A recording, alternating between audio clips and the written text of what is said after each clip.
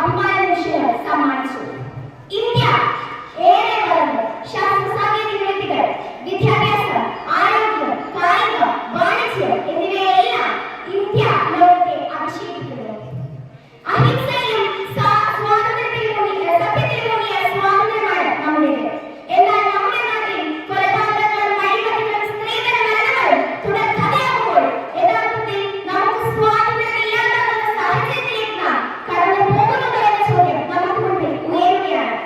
എന്തിനാണ് ഇക്കാലത്ത് നാം സ്വാതന്ത്ര്യം ആഘോഷിക്കുന്നത്?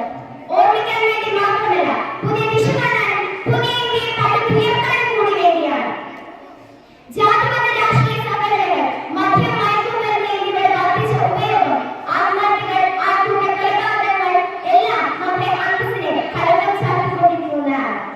നമ്മുടെ ഇന്ത്യക്ക് വേണ്ടത് പുതിയ ഭഗത് സിംഗുമാർ, പുതിയ അംബേദ്കർമാർ, പുതിയ പത്മശ്രീ ജേതാക്കൾ, കലാകാരന്മാർ, കർഷകന്മാർ, അധ്യാപകർ, വിദ്യാർത്ഥികൾ.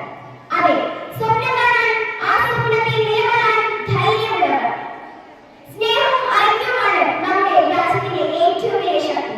ജ്ഞാനാനന്ദത്തിന്റെ ഏകത്വം നിറയുന്ന കേന്ദ്രങ്ങളാണ് ക്ലാസ് മുറികളും വിദ്യാലയങ്ങളും. തങ്ങൾക്ക് ലഭിച്ച സ്വാതന്ത്ര്യത്തിന്റെ തട്ടകത്തിൽ ചുവടുവെച്ച് ഇന്ത്യ പടുത്തുയർത്തിയത് ഒരു ഏകാധിപത്യ സാമ്രാജ്യമല്ലായിരുന്നു. അത് ജനങ്ങൾക്ക് വേണ്ടി ജനങ്ങളാൽ നയിക്കപ്പെടുന്ന ജനാധിപത്യ ഭരണത്തെയാണ് അടിസ്ഥാനമാക്കിയത്. അങ്ങനെ ഏറ്റവും വലിയ ജനാധിപത്യ ശക്തിയായി ഇന്ത്യ ഉയർത്തുന്നതിന് തുടക്കം കുറിച്ച ദിനം കൂടിയാണ് ഓഗസ്റ്റ് 15. ഇന്ത്യ 79ാം സ്വാതന്ത്ര്യ ദിനം ആഘോഷിക്കുമ്പോൾ നമുക്ക് അഭിമാനിക്കാം, സന്തോഷിക്കാം.